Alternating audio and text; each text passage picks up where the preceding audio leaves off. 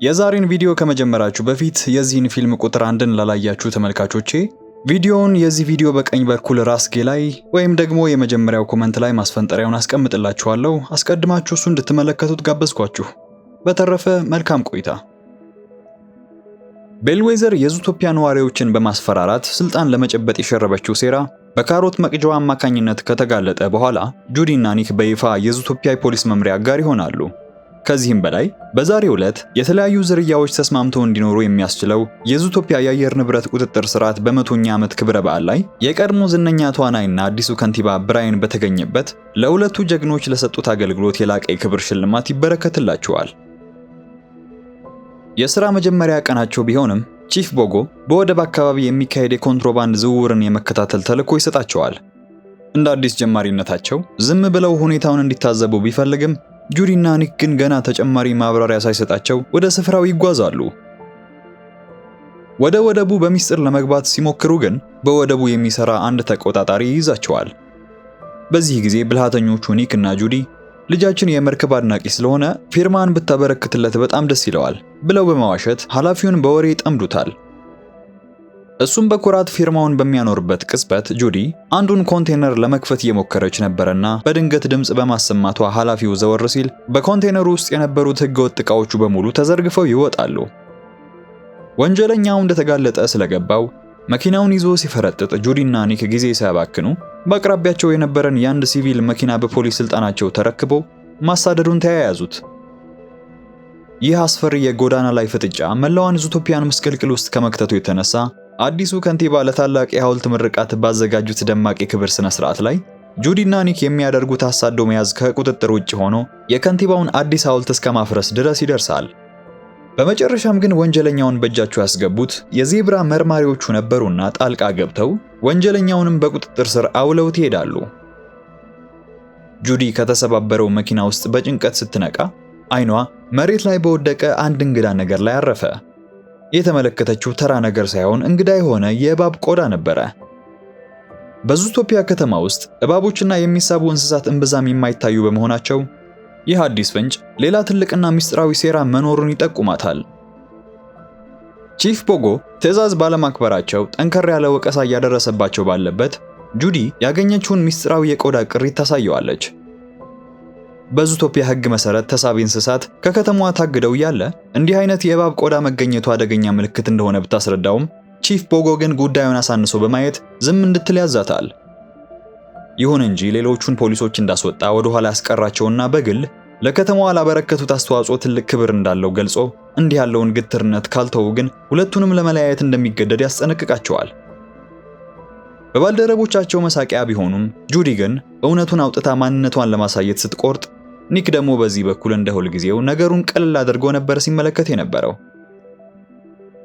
ሁለቱም ወደ የቤታቸው እንደተመለሱ ጁዲ በድንገት በቴሌቪዥኗ ላይ የዜና ጣቢያው የከተማዋ መስራች የሆነው የኤቤኔዘር ሌንግስሊ ውድ ማስታወሻ ደብተሩ ዛሬ በሚካሄደው የክብር ድግስ ላይ ለሕዝብ እይታ እንደሚቀርብ ሲነገር ትሰማለች። ይህ ደብተር ከታዋቂውና አስፈሪው የእባብ ጥቃት በኋላ ተደብቆ ቆይቶ ዛሬ ለመጀመሪያ ጊዜ መውጣቱ ነበር። በመሃል ግን ጁዲ የዜናውን ምስል በጥንቃቄ ስትመለከት ከጀርባ የሕገወጥ ነጋዴ ሲጠቀምበት የነበረውን የሚመስል መኪና ትመለከታለች። በመቀጠልም በኢንተርኔት ላይ አጭር ፍለጋ አካሂዳ ኒብልስ የተባለች እንስሳ የምታስተላልፈውን የሴራ ትንተና ታገኛለች። ኒብልስ እንደምትለው ከሆነ የዙቶፒያ ብቸኛ የእባብ ጥቃት የተመዘገበው የሌንግስሊ ቤተሰብ አገልጋይ በእባብ ተነክሳ በሞተችበት ወቅት ነው። ከዚያ በኋላ እባቦች ከከተማዋ ምድር ቢጠፉም አሁን ግን በድብቅ ተመልሰው እየመጡ እንደሆነ ትተነብያለች። ጁዲ ይህንን ፍንጭ ይዛ ወደ ኒክ ቤት በመሄድ ያገኘችውን መረጃ ታካፍለውና ምርመራቸውን ለማሳለጥ ወደ ድግሱ መሄድ እንደሚኖርባቸው ታሳውቀዋለች። እሱ ግን ከምርመራው ይልቅ መዝናናትን ቢመርጥም ጁዲ ግን በስንፍናው ተስፋ ሳትቆርጥ የትራፊክ ፖሊስ ልብሷን ለብሳ ለድግሱ ትዘጋጃለች። ድግሱ በደመቀ ሁኔታ ተጀምሮ የከተማዋ ታዋቂ ግለሰቦች በተሰበሰቡበት ኒክ እና ጁዲ ወደ ስፍራው ይደርሳሉ። ጁዲ ያን የጠረጠረችው መኪና አይነት መኪኖች በቦታው እንዳገኘች፣ ኒክ ደግሞ ክፍት የሆነ የኋላ በር ይመለከትና ወዲያውኑ ልብሳቸውን ቀይረው ወደ ድግሱ ሰተት ብለው ይገባሉ። ጁዲ አንድ አካል ደብተሩን ለመስረቅ እንደሚመጣ ጥርጣሬ ስለነበራት ጥበቃ ሊያደርጉ እንደሚገባ አምናለች። ደብተሩ የተቀመጠው በታዋቂ ሰዎች ወይም በቪአይፒ ክፍል ውስጥ ነበርና ኒክ ይህንን ሲመለከት ብልሃቱን ተጠቅሞ ከአንድ ባለጸጋ ድብ ጋር በመወዳጀት ወደዚያ ክፍል እንዲገቡ ያደርጋል። ሁለቱም በጆሮ ማዳመጫ እየተነጋገሩ ጁዲ ደብተሩን ለመመርመር ስትሄድ ኒክ አዛዣቸው ቺፍ ቦጎ በዚያ ቦታ ታድሞ ነበርና በጥንቃቄ እንድትንቀሳቀስ ይነግራታል። ጁዲ ከአዛዡ ለመሰወር ስትሞክር ከሌንግስሊ ቤተሰብ ታናሽ ልጅ ከሆነው ፖበርት ከሚሉት ጋር ትጋጫለች። ወዲያውኑ እንደተግባቡና ማን እንደሆነች ሲረዳ ደብተሩን ለመጠበቅ መምጣቷን ይጠይቃታል። ሁለቱ በደስታ እያወሩ ሳለ ኒክ ሊያናግራት ሞከረ። ሆኖም የጆሮ ማዳመጫ ስለወደቀበት እሱን ለማንሳት ጎንበስ ባለበት ሌላ የእባብ ቆዳ ያገኛል። በዚህ ጊዜ ከንቲባውና የሌንግስሊ ቤተሰብ አባወራ የሆነው ሚልተን ወደ መድረክ ሲወጡ ኒክ ከበላያቸው ካለው የመብራት ጌጥ አንድ ምስጢራዊ አካል ተመለከተ። በፍጥነት ሊያስጠነቅቃቸው ሲል ግን ከአዛዡ ቦጎ ጋር ይጋጫል። አዛዡ ተቆጥቶ ይዞት ሲሄድ ጁዲ ከርቀት ሆና ትመለከታቸው ነበር። ኒክ ግን ጉዳዩን ሊተው አልፈለገምና መብራቱን በመግፋት ሰላዩን ሲያጋልጠው እሱም ወደ መድረክ ዘሎ በመውረድ ታዳሚውን ያስበረግጋል። የለበሰውን ጨርቅ ከላዩ ላይ ሲያነሳ አንድ ግዙፍ እባብ ነበርና ይህን የተመለከተው ታዳሚ በፍርሃት ግብዣውን ሲያተራምሰው እባቡ ሚልተንንና ደብተሩን ይዞ ያመልጣል።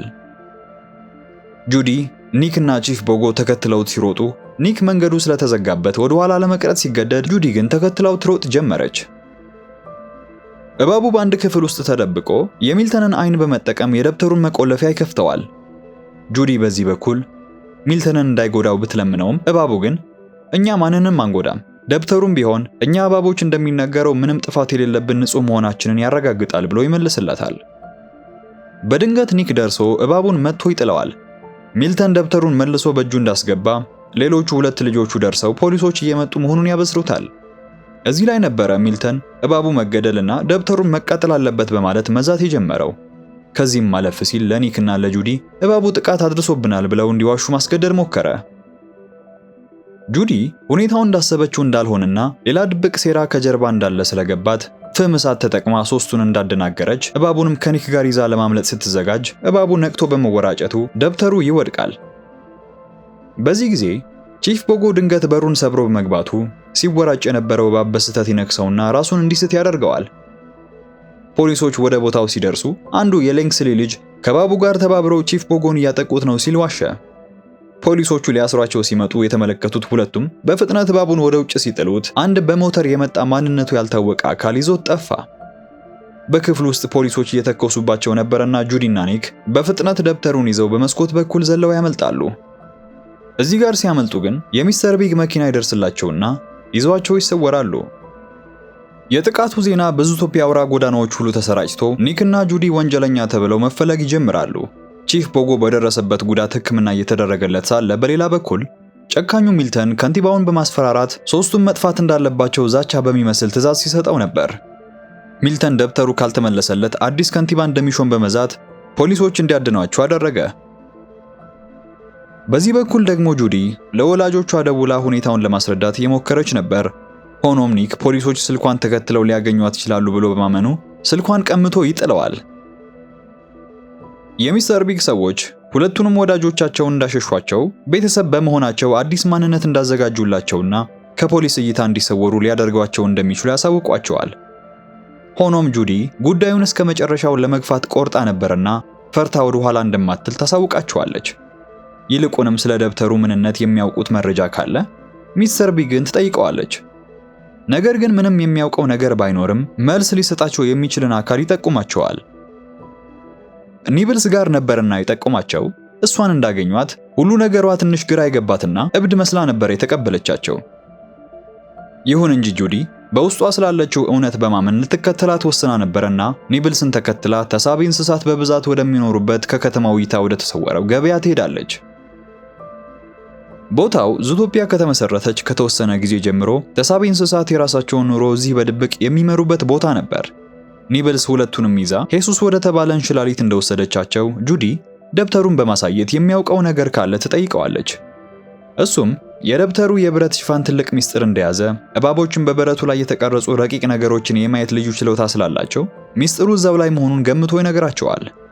ሄሱስ እንደሚለው ከሆነ የሌንግስሊ አገልጋይ የሞተችው በዚሁ ደብተር ምክንያት ነው። ከዚያ በኋላ እንስሳት ተሳቢዎችን ማመን ስላቆሙ እባቦች ተገለው ወደዚያ መጥተዋል። ሌንግስሊ ደግሞ ግዛቱን በማስፋፋት ይህን መኖሪያቸውንም ለመቀማት እየተንቀሳቀሰ መሆኑን ያሳውቃቸዋል። ወዲያውኑ ነበረ ፖሊሶች ስፍራውን መክበባቸውን የተረዱትና ከማምለጣቸው በፊት ሄሱስ ዙቶፒያን ማዳን የነርሱ ፋንታ እንደሆነ ነግሮ የተሰናበታቸው። ሁሉም ሽሽት ላይ ሳሉ ግን ጌሪ የተባለው ቀደም ብለን የተዋወቅነው እባብ ወዳሉበት በመምጣት ደብተሩን ነጥቆ ወደ ውሃው በመግባቱ ጁዲና ኒክም ሳያመልጣቸውና ሁሉንም መረጃቸውን ከማጣታቸው በፊት ተከትለውት ሄዱ ጀመሩ። በውሃ ቱቦዎች ውስጥ በሚደረገው አደገኛ ጉዞ ጁዲ ደርሳ የጌሪን ጅራት ብትይዘውም አየር በማጣቷ መስመጥ ትጀምራለች። ሆኖም ኒክ ደርሶ እንደታደጋት ወደ ውጭ ወጣሉ። ጌሪ ከእጃቸው ማምለጡ ሳያንስ ጭራሽ ደብተሩን መጥፋቱ ያናደዳት ጁዲ ቀጣይ እርምጃቸው ምን እንደሚሆን እያሰላሰለች ሳለ የጌሪን ቦርሳ በማግኘቷ ከፍታ አስፈላጊ ነገር ታገኝ እንደሆነ ትፈልግ ጀመረች። ሆኖም ከክርቢት ውጪ ምንም ጠቃሚ ነገር አላገኘችም። በመሃል በዚህ አካባቢ የነበሩ ጥቂት የደጋ ፍየሎች ወዳሉበት መጥተው እነሱ ጋር እየተነጋገሩ ባለበት በድንገት ኒክ ላይ የተወሰኑ አበቦችን ይተፋሉ።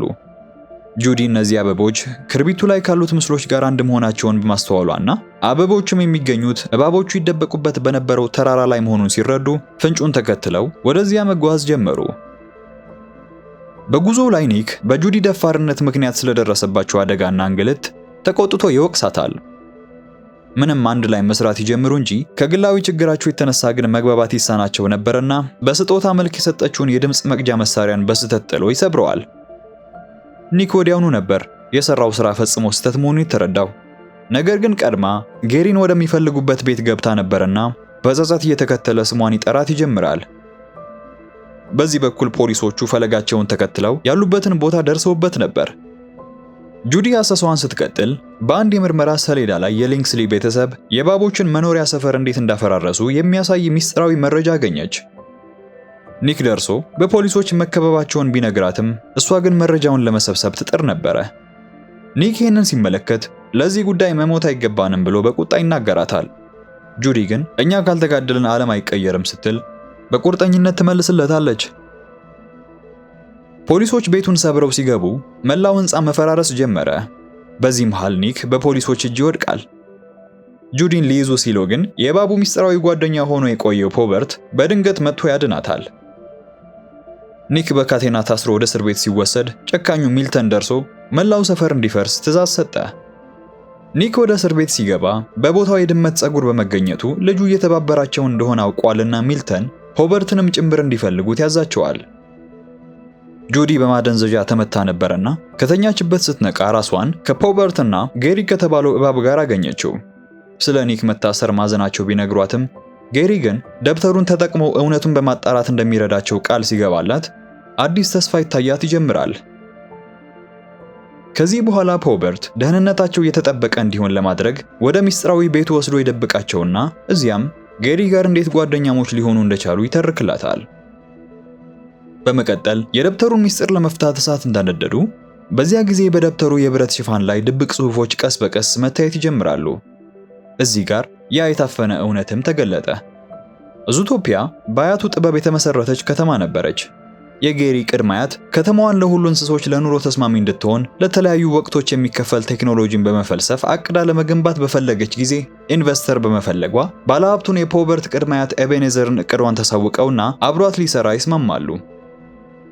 ነገር ግን ኤቤኔዘር ሐሳቧ ምን ያህል አትራፊ እንደሆነ ሲረዳ እሷን አስወግዶ ሐሳቧን ሊሰርቅ ተነሳ። የቤተሰቡ አገልጋይ የሆነችው ኤሊ ይህንን ክህደት ማወቋን ሲረዳ ድምጿን ለማጥፋት ይገድላትና ልክ አያቱ እንዳደረገችው በማስመሰል እንዲወራ ያደርጋል።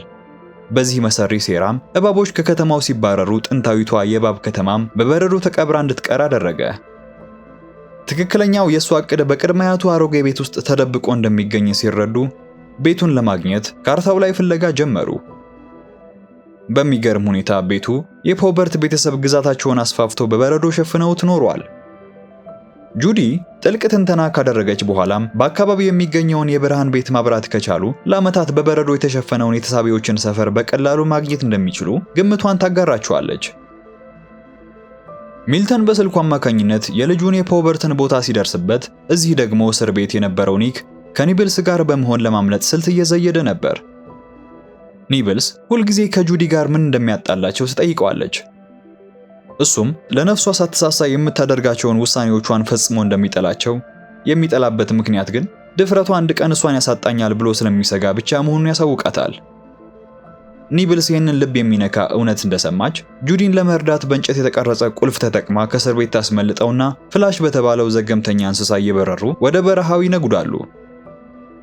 ጁዲና ጓደኞቿ ሚስጥራዊውን ብርሃን ለማብራት ወደ ከተማዋ ግዙፍ የአየር ንብረት መቆጣጠሪያ ግድግዳ ዘልቀው ገቡ። ሆኖም በዚያ ከፍተኛ ትርምስ ይፈጠራል።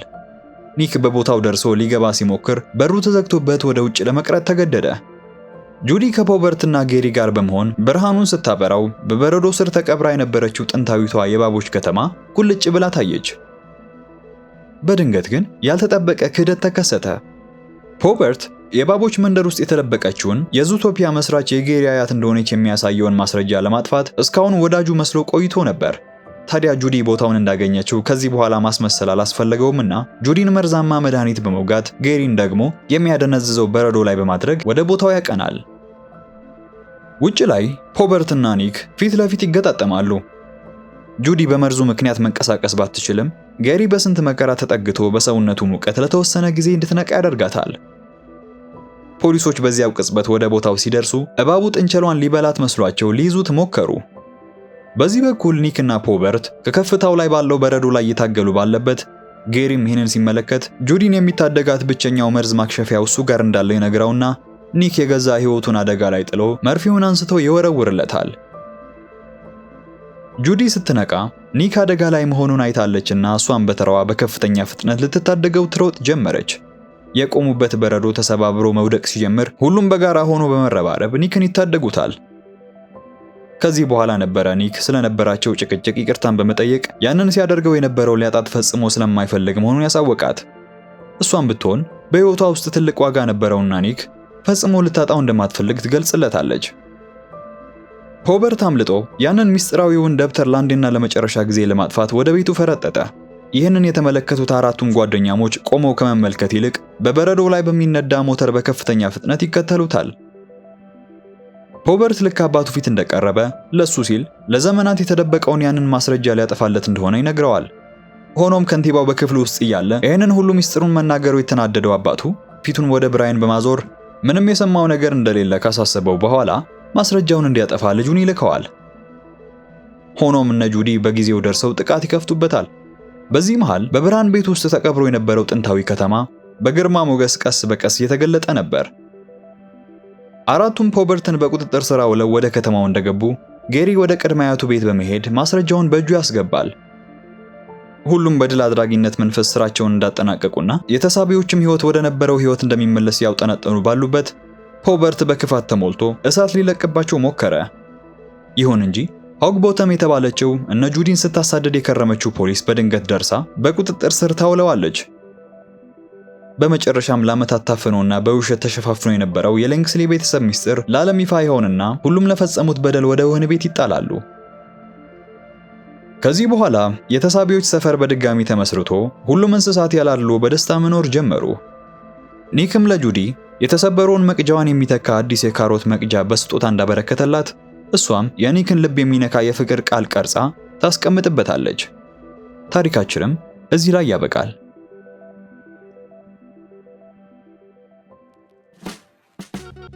ዛሬ ያቀረብኩላችሁ ዙቶፒያ የተሰኘ ፊልም ቁጥር 2ን ባጭሩ ነበር። ለቻናሉ አዲስ ከሆናችሁ ይሄ ቻናል አዲስና አሪፍ ፊልሞች ባጭሩ የሚቀርብበት ቦታ ስለሆነ ላይክ እና ሰብስክራይብ በማድረግ ቤተሰብ መሆን አትርሱ። በተረፈ ዓለም ምስቅልቅሏን ወጥታ ጥቂት ሰዎች ብቻ በቀሩበት ዘመን ቤተሰቡን ወደ ተሻለ ቀጠና ለመውሰድ ሲል መስዋዕትነት ስለከፈለ አንድ አባት የሰራሁት ቆንጆ ቪዲዮ አለ። ስክሪኑን ተጭናችሁ መመልከት ትችላላችሁ። እኔም በሱ ቪዲዮ መልሼ አገኛችኋለሁ።